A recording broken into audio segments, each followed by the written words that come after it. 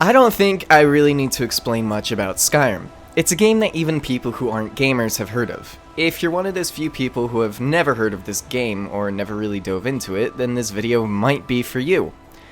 Also, how have you not heard of this game? We're going to look at Skyrim, specifically Skyrim Special Edition, and discuss what I think are some of its flaws and successes as a piece of entertainment, loosely in terms of its story and gameplay. First, I want to make it clear that even though we'll be looking at the game's world and gameplay, most of the conversation is going to be about my personal experience and how I felt about certain things. Keep in mind that I absolutely love this game, even though it's not my favorite Elder Scrolls. I could literally praise it for hours straight, but for time issues and because I'm a lazy piece of crap, I'll keep this as short as I can but expand on certain things here and there. Also, I want to throw out there that my thoughts toward the game are opinions and you are more than welcome to disagree with them, but be warned, I will fight you. In the description of the video you'll find timestamps for certain sections. This is to help with navigating topics of interest, or maybe if you stop watching midway through and want to return to the video later. I'd also like to see your thoughts in the comment section and hear about the different crazy adventures that you experience throughout the game. So without further ado, let's jump into the land of Skyrim.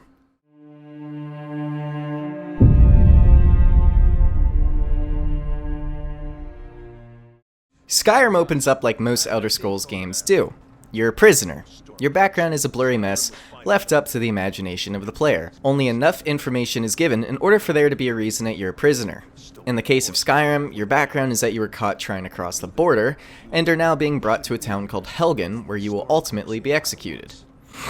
Like I said before, I don't think I really need to explain the game. This is a section that nearly every single player has experienced. To sum up this intro segment, the town is attacked by a dragon, which is an extremely convenient time for dragons to show up after being gone for centuries, but hey, the story isn't meant to be taken too seriously in the game. Something I do want to address, however, is that I think Bethesda does a really good job with introducing you to your character. Having a blurry background is something that makes the Elder Scrolls games great, and I only wish that Bethesda would implement that sort of thing into the Fallout games. But that's a topic for something else entirely. In regards to this entire intro sequence, apart from it being very scripted and awkward with the NPC conversations, as we commend your souls to Aetherius, blessings of the eight divines upon you. For the love of Talos, shut up and let's get this over with. As you wish. I think it does a good job of introducing the player to the conflict, the gameplay, and some of the characters. While it could do better with certain things, such as Ulfric's role and General Tullius's role, I think that this opening is solid enough for the first playthrough. One thing I do want to say here is that I wish the game hadn't opened up with you in a carriage. Oblivion and Morrowind, although more so Oblivion, did their intros much better in my opinion. Oblivion's intro could certainly be shorter, that's for sure, but it doesn't show you the open world you can explore until after you've gone through the dungeon and completed the tutorial. Skyrim, on the other hand, shows you brief glimpses of the world while you're in the carriage. You can see some distant land and immediately want to explore it. Once the dragon attacks the town, you might think that this is where you get set free and can explore wherever you want. Granted, I think that that would be a much better intro than the one Bethesda made, but no. After the dragon attacks and all fighting breaks loose, you have to enter the castle and go underground, where you take part in a few skirmishes with soldiers on either sides of the Civil War. This isn't bad for tutorial's sake, but for those players who want to immediately explore, the first dungeon tutorial is gonna be kind of a drag. You've already seen the land of Skyrim and want to explore it, but can't. I don't know if Bethesda deliberately makes their tutorials so long and inconvenient, especially since most players will make multiple characters in the game. Anyways, you go through the dungeon and eventually come out to the open. This is a moment where players take in a breath of fresh air and have a smile come over their face. You see the land in front of you. From here, you can go wherever you want. This type of freedom isn't common in many RPGs, at least not to this level. I think that that's what makes Bethesda games truly unique. They give players complete freedom. Go wherever you want, whenever you want, as long as you've already beaten the tutorial. Very few games can even compare to the open worlds that Bethesda provides. My first couple of times starting the game, I immediately went to Riverwood and continued the campaign against the dragon threat. Then I went to Whiterun to talk to the Jarl there about the dragons, and eventually to Bleak Falls Barrow, and then to the Watchtower with the first dragon fight. From here on out, I'm not really going to talk about the game's story, except to say it's not the greatest. There are a lot of moments that could have been made much stronger, but Bethesda still hasn't quite nailed their storytelling. It's a shame, too, because a tale about a Viking warrior that kills dragons sounds extremely awesome. But due to the game's slow pace and lackluster boss fights, its story falls a bit flat and doesn't provide the satisfaction you'd expect. That being said, it's not terrible. Honestly, for anyone who hasn't played Skyrim, and I guess Fallout 4, I'd tell you to skip the story, at least for a while, and spend your first 50 or more hours just exploring and finding new and unique settings and characters. The main story is used to guide new players and give them something to do, but I don't quite think that it gives the game justice. These worlds are meant to be explored. Players shouldn't be led down a linear path, especially one that can get as dull as Skyrim's. Now that that's out of the way, let's start getting to the good stuff.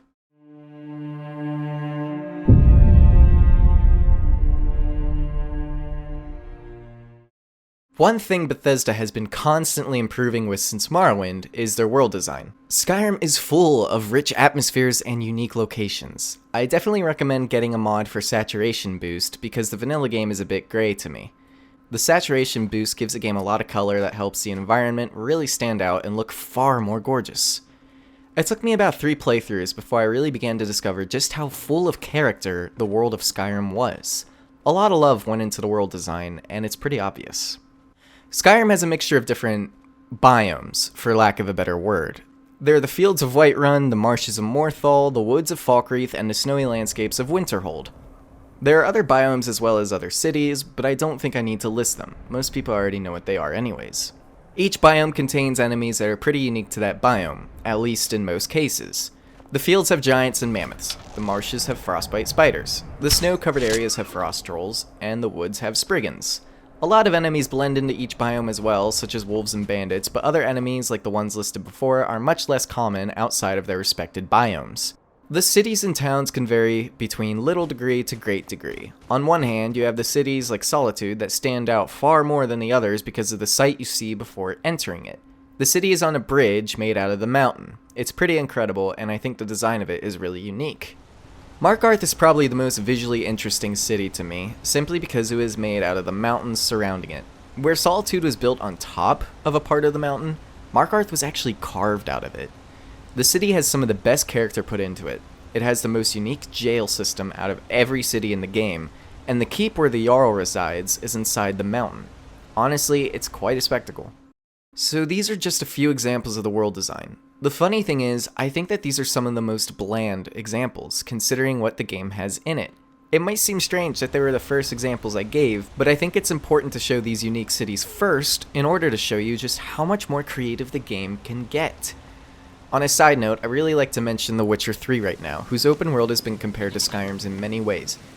Keep in mind, I love The Witcher 3, and I think that its open world is incredible, but it lacks the environment design that Skyrim received. On the other hand, I think that The Witcher 3 has much more colorful characters that bring the world to life, whereas Skyrim's NPCs are a bit bland in most cases. But enough of that. I was just trying to make the point that even though Witcher 3 did many things better than Skyrim, Skyrim's world design is still much better than most other RPG games on the market. It's top notch, dog. I want to talk about one location in particular.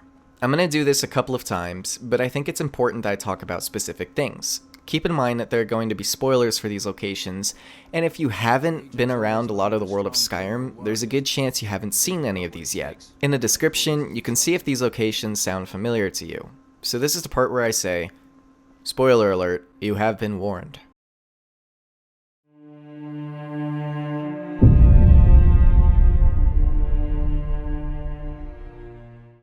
I don't fast travel in these games. I don't think Skyrim benefits from fast traveling, especially since the world is so rich. What makes it even more confusing to me is that Skyrim has carriages that will take you to cities, which are generously spread across the world, and they're not too expensive either. So if you needed to explore off the road a bit, you could at least take a carriage to a nearby city and then try from there. This is what Morrowind did, and I wish Bethesda would take away the ability to fast travel from anywhere because I don't think it does the game any justice. Anyway, the location I'm going to talk about is the abandoned prison. Some of you might not know about this location, but those of you who do probably immediately got a flashback of when you first stumbled across this place. In my opinion, it's one of the most notable locations in Skyrim, and as far as I know, there isn't a quest to explore it. At least, I've never gotten one. The first time you'll probably see this is when you're going down the road to find an upturned tree. It leads down to a small valley with a destroyed house. If you're like me and are immediately curious about what sort of things are in the house, then you'll head on down to find the owner dead. Beside the house, in the hill, is the abandoned prison. I just want you to remember this first experience with the place. The broken house, the tree, and the water that's flowing through it. A lot of story is told through the environment, and at this point, we can only make a few assumptions. Upon entering the prison, you'll find it to be exactly what it is. Abandoned. There are some cells with bedrolls in them, but nothing much in terms of loot. You may fight a few ghosts in this area, or sneak through if that's more your style. Later, you'll find some notes laid about. You discovered that this was once an imperial prison. Just before the place became decrepit, they were discussing a storm that was about to come through. It would flood the prison and surely kill everyone inside. These notes that you find around the prison tell a very intriguing story, at least to me. And maybe I'm a sucker for these things, but finding out about a story through environmental cues is one of my favorite things in a video game. And Bethesda, I feel, in both Skyrim and Fallout 4, does this very well. The Imperial captain, who isn't currently at the prison, is ordering his men out of there. He claims that he won't allow one of his soldiers to die under his command. There are hints of emotion in the notes as some of the guards debate what to do with the prisoners. Surely they would die. On the other side of things, you'll find notes that the prisoners have left about. They were planning on waiting until the storm hit before they'd attack the guards and make a run for it. Although, based on the skeletons and ghostly figures still in the prison, we know that they never got to escape. So there was this conflict between guards and prisoners, something that, in its own right, isn't very creative. But the storm and flood bring about a new level of desperation. These prisoners, whatever their crimes were, didn't even stand a chance. They were simply just left for dead. So as a player goes through the prison, they can decide to fight the remains of the prisoners. You could view this as sparing them and doing them a favor, or finishing the work of the storm. Either way, the story given through the environmental cues and notes has so much depth to it that you can make your own decision as to what happens next. In truth, I think that this is one of the most shining moments for the game, especially with its atmosphere and world design. When you think about it, this story is a bit darker than most others in the game. It's sad, but that depends on who's looking at it. Some people might view it as justice that these prisoners were left for dead. Personally, though, I felt like I was doing them a favor by killing their ghosts. And of all the time I've played Skyrim, I've never once gotten a quest for this location. If you play the game with mods, which I'll talk about much later, then the alternate start mod actually starts you in this prison. You can decide to immediately explore it, or choose a different start to your game. For people who want to create more than one character, this mod is a must-have. But that's really all I'm going to discuss about the abandoned prison. In truth, I think there might have been more impact to this location if the ghosts weren't there. They seem to be dressed as bandits and carrying weapons, which I don't understand, but it's not that big a deal. I think that the simple story about the prison getting flooded would have been sufficient, but Bethesda feels the need to put combat in almost all of its situations. Maybe some rats infested the place while it's been abandoned. I don't know, I just feel like the ghosts don't add that much. Aside from that, I think the abandoned prison is a great example of what Bethesda can do with their world design.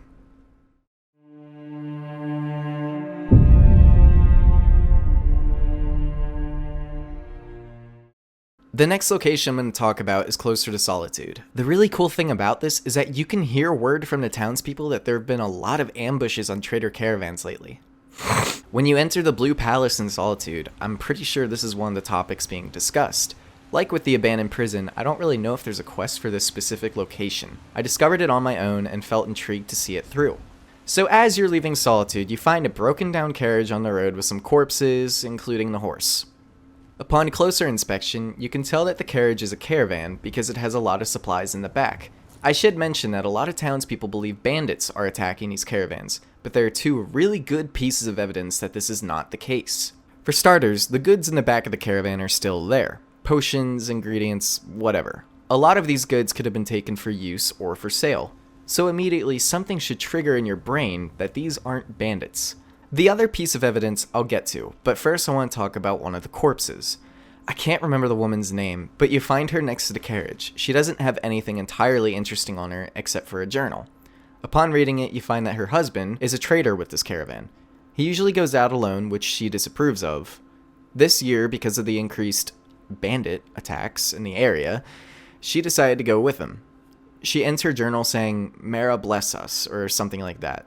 Upon investigating the scene, you can't find her husband. That means that he was either taken away or managed to escape. Either way, I looked around some more and found the second piece of evidence that this wasn't a bandit attack. Falmer arrows. Falmer are the successors to the land's native snow elves who haven't been around for a very long time. They mostly live underground. It's actually very rare to find them above ground, which makes these arrows suspicious. A few questions should now be in your head. 1. Who attacked the caravan? And 2. Why did they do it? We can almost certainly rule out bandits because the arrows and the loot that was never taken.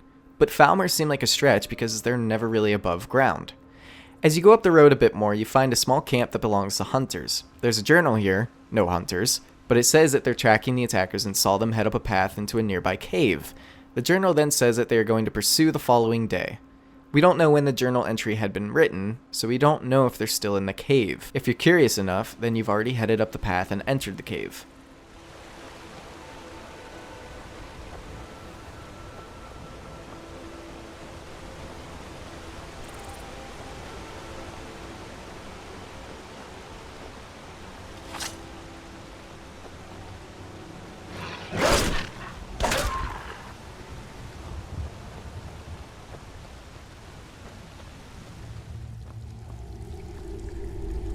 The cave doesn't start out too amazingly. When I played through it, it was frostbite spiders for a pretty long time. They weren't too interesting to fight, but eventually I got into some areas that were full of Falmer. I managed to fight them off and eventually get to the end of the cave, which was the most interesting part of this adventure. There are small holding cells for prisoners. This was strange to me because I never knew the Falmer to take prisoners. I looked through and eventually found the body of the husband. He had a note on him saying something along the lines of Falmer feeding the prisoners to their bug pets, the chorus? I don't really know how to pronounce the name of them, so forgive me if I butchered it. You find other bodies in here as well, and while this is the end of the cave and the adventure, it answers the questions that we had asked earlier. So let's look at that. We asked, who attacked the caravan? We now know that it was the Falmer. We also asked, why did they do it?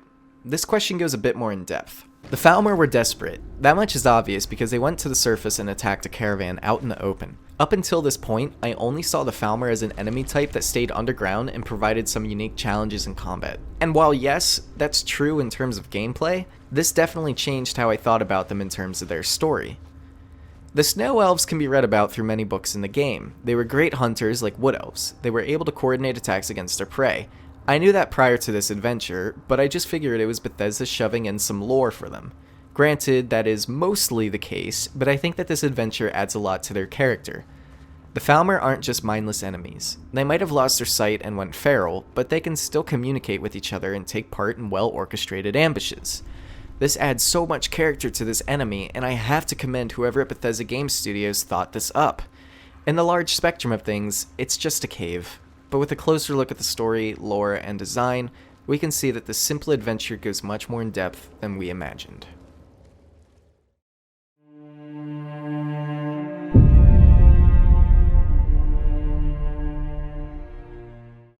I think that the Dwemer cities in this game are really amazing. They're so vastly different from other dungeons that it's an entirely different experience. They all have complicated names and are sprawling with machine-type enemies that provide enough challenge and fun. This location in particular is called Arkangithams. I have no idea how to properly pronounce that, so once again, forgive me, because I know I butchered it. Unlike the other adventures I talked about, this one has a quest marker for it. You need to read the book, The Ethereum Wars, but I didn't do that my first time through. Instead, I just happened to stumble across the place. And while this is the last of 3 locations I'm going to discuss in this video, it's the first one I ever found in the game that truly blew my mind. That's why it's probably going to take a little bit longer than the other 2 locations, but it's worth it. Trust me. Upon first entering this place, it seems like any other Dwemer ruin. After a few steps, however, you hear a ghostly voice echoing in the halls.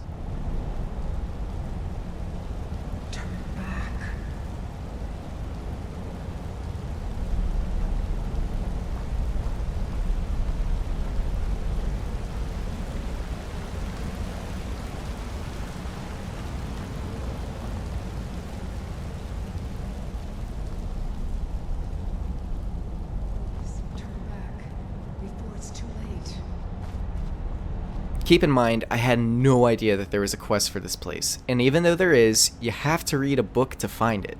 It's not like this is a huge quest that the game shoves in your face. That being said, I was scared, intrigued, and surprised when I heard this voice. You come to an opening in the cave and a ghost named Katria approaches you. She asks if you're here for the treasure and then explains that she was an adventurer here for it too. However, she didn't make it. She points out her body to you, which has a journal on it. You begin to go through the average looking cave and clear out some Dwemer machines with Katria. Odds are, when you first came to this open part of the cave, you looked up at the ceiling.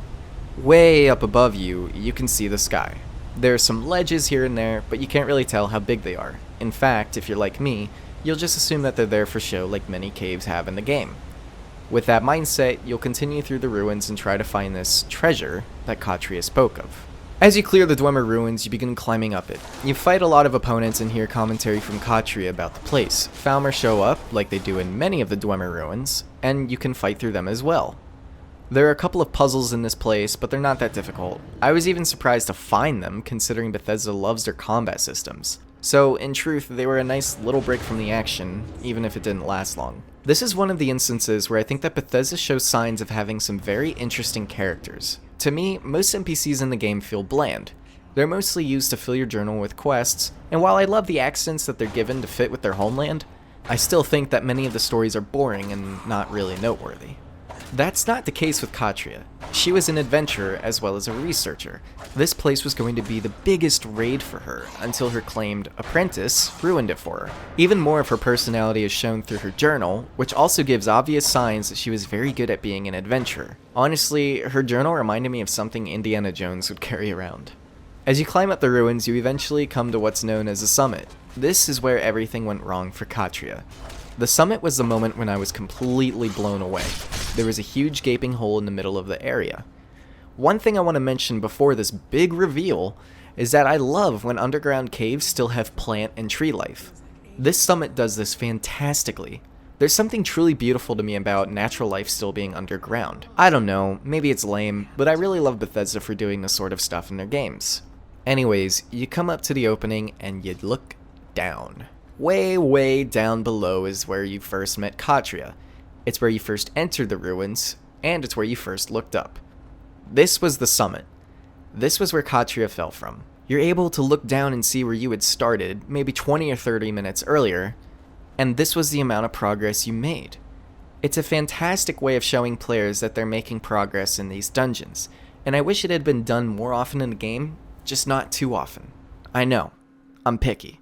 This was where my jaw dropped. This sort of thing was common in other games like Dark Souls, where after hours of fighting enemies, you would loop around to a familiar location, but this was different to me, because I wasn't just looping around to where I had been before.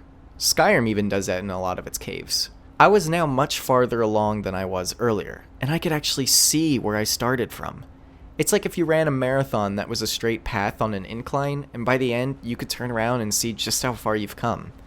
Granted, that's actually far more impressive, but still, you get the point. I stopped for probably about a minute or two, just to simply take in the environment around me. This is something I've been doing much more commonly with these games that I play, not just Skyrim. A lot of care goes into the world design, and it's important to me that I take it in. After this, you have another puzzle that gives you clues, but not the answer, through Katria's journal. If you mess up, it unlocks a large Dwemer machine for you to fight. For me, I didn't want to fight this guy, because I always play on the hardest difficulty. So, I completed the puzzle and managed to finish the adventure. At the end of the ruin, you find an Ethereum shard. It's one of a couple in several locations that you can find. I never actually finished this questline, which is something that I should probably do. You also get Katria's old bow, Zephyr, and it's pretty cool. That's about it for the specific locations. Before I end this section, I really want to reiterate how much I love the world design in this game. I think that it's the way the game is meant to be played. Exploration without much of an objective.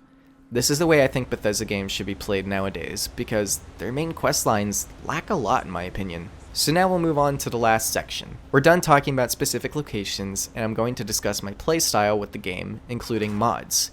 If you have the special edition of this game, then you can probably play it the exact same way that I do.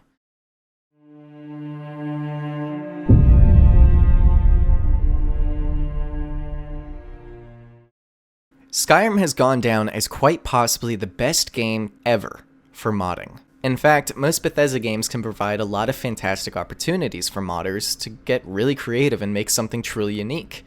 This stands true with Skyrim. Ever since I started playing Dark Souls not too long ago, I know, I'm late to the Dark Souls party. I've really been looking to challenge myself in video games. I want enemies to be difficult. I want to have to strategize. I also want to immerse myself, but I'm not really going to discuss immersion because it's different for everyone. I looked for mods that made the game more challenging. Back on the original Skyrim, I got a mod called Wildcat Combat, and it was pretty incredible. I'd already been playing the game on the legendary difficulty, and this gave me the amount of realism that I had been looking for. One attack from a sword or axe could kill you, as well as one shot from a bow. Unfortunately, because Sky UI is not in the special edition version of the game, this mod doesn't go in as much depth as it had before, but it still exists, and it still makes combat realistic. Although I will say, Magicka is still really overpowered. I usually play with a sword and shield, or at the very least, a sword in one hand with fire in the other. Every fight is a challenge. This is made more challenging with another mod that doesn't allow me to regenerate health, something I don't think Bethesda should have ever put into the game at all. Oblivion didn't have regenerating health, and neither did Morrowind. The only way health would regenerate was from potions, magicka, waiting, or sleeping. And that was it. And when every character in Skyrim starts with healing spells, I think it's extremely unnecessary to include regenerating health. Like I said before, I don't fast travel in these games. I will use carriages if I'm really desperate to get from one place to another in a short amount of time, but it's very rare that I decide to do that. There are two more things that I do, but they can only be done through the game's console commands. So unfortunately, if you're looking to make this more challenging but you're playing on Xbox and PlayStation, you probably won't be able to do these two things. I always decrease my carry weight to around 50. The starting amount is like 250 units or something, which I think is absolutely ridiculous. 50 units of weight allows me to have some light armor, a sword and shield, a bow, and a little bit of room for animal pelts that I can sell. I like playing like this because it requires me to strategize my inventory. Everything for me has to be about strategy. There has to be some major punishment for the mistakes that I make. Dark Souls did this especially well because even though the game has its bugs, they are few and far in between. For the most part, when you die, it's your fault. The other console command doesn't really do much for difficulty, but instead immersion. I changed the timescale to 1, so that a minute in real life is a minute in game. I think the default is like 20 or something, I don't really know. But I like this change because it makes a day in the game feel like an actual day. The only problem is, if you start out on a day that is crappy weather, well, you better get used to it. I think that mods are the way to play Skyrim, and this is coming from someone who used to only play the vanilla version of the game up until about a year ago. I know, it's crazy, right? I was so late to the modding party for this game. But now I play the game only with mods. I think it's the best way to play the game. Also, why am I late to so many parties? That's kinda inconsiderate of me. I also want to say that I don't play with mods that severely change gameplay. I have a few weapon mods, but it's only stuff like weapons from the 3rd era or something. They have similar stats to weapons already in the game, so it's not like they're making me incredibly strong. I also have the climates mod that makes the weather look much more realistic and ultimately better. I haven't used any companion mods yet, nor location mods that include any extra dungeons or things like that, and I probably won't ever. I don't really know why, but I want to experience the game Bethesda gave me, just make it a little prettier and a bit more challenging. I'm sure that to some people, this sounds like a nightmare. Realistic damage, realistic carry weight, timescale, etc. But to me, this sort of stuff is fun. I want a challenge, and I welcome it happily with the mods and commands I use in the game. Wow, it looks like we're just about done. If you stuck through the video, then I want to thank you. I don't know when the last time I ever made a video this long was, and I know I've never really made a video like this, but I enjoyed it. I was passionate when writing up the script, and I enjoyed collecting the gameplay footage. It's been a blast making this video, and I hope you enjoyed it too. Of course, these aren't my only opinions on the game. We only touched on world design, a tiny bit on the story, and the basics of the combat system. I could talk about this game for hours, but I won't do that. I think this is probably going to be the only video I ever make about Skyrim. If there's one thing I want you, the viewer, to take away from this video, it's this. Skyrim has such beautiful world design, and if you're feeling like exploring it again, the special edition is worth picking up. I got it for free since I'm a PC user and had Skyrim with all of its DLC previously. I play it often and enjoy every moment of it. Anyways, thanks again for watching, and I hope to see you in the next video.